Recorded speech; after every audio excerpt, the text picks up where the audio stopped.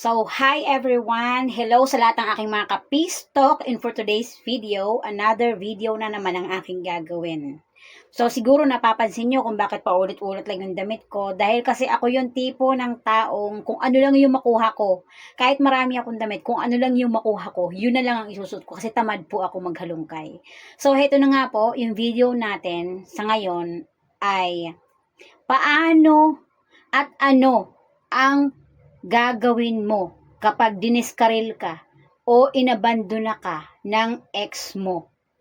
So, ano nga ba ang gagawin mo kapag inabandona ka na ng ex mo at binaliwala ka na? Ano nga ba ang dapat gawin? So, unang-una lang po mga kaibigan, mahalin po ninyo ang inyong sarili. 'Di ba? Alagaan ninyo ang inyong sarili, magpaganda kayo, magpabango kayo, kumain kayo sa restaurant na gusto ninyo, enjoy life to the fullest, sumama kayo sa mga kaibigan ninyo, mag-happy-happy kayo.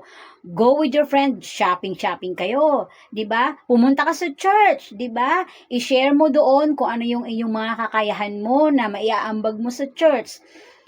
Yung inyong self-care, dapat alam ninyo yon gawin. So, pahalagan po ninyo ang sarili ninyo, mahalin nyo po ang inyong sarili, kasi po kapag kayo ang magkasakit, mas lalo po kayong mahihirapan. So, yan po ang unang-una ninyong gagawin, self-care at mahalin ang inyong sarili. And kung ganyan na nga ang ginawa sa inyo ng ex ninyo, iniwanan na kayo, tapos pababayaan mo pa yung sarili ninyo, ano na lang ang mangyayari sa'yo? Do you think pahalagahan ka pa ba niya kung ikaw ay patay na? Or tuluyan ka ng manghina? Or tuluyan kang mabaliw? No! Tatawanan ka ng ex mo sa abot ng kanyang makakaya at iisipin niya puging-pugi siya sa sarili niya or gandang-ganda siya sa sarili niya kasi nga ganyan ang nangyari sa'yo. So, hindi ko po ito sinasabi na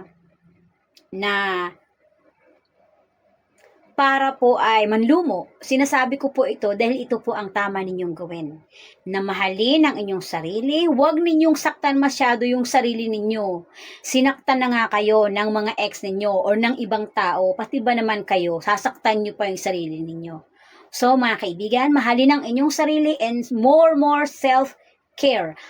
Aralin po ninyo kung paano yon. At uulitin ko po, hindi po ito professional advice.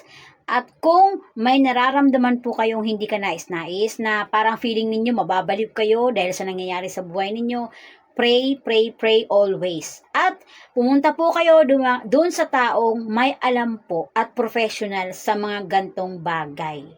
Mag-seek po kayo ng professional sa mga counseling. At marami po niyan. So, wag po kayong magpanghinaan. Mahalin po ninyo ang inyong sarili sa abot ng inyong makakaya. So, yun lamang po ang isi-share ko sa inyo ngayon. Bye for now and have a nice day ahead. Bye!